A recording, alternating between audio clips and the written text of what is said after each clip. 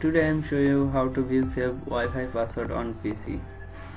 Okay, first step, open your browser and type 192.168.on.on and enter.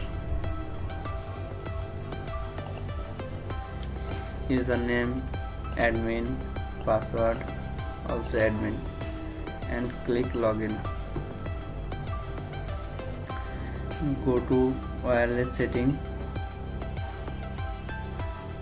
and click this WPS setting to see my Wi-Fi password.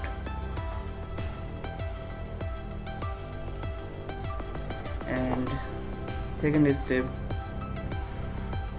click open network sharing center, and here is this my Wi-Fi name, Wi-Fi no network, and click this link and click wireless properties and click security. Click here to show password.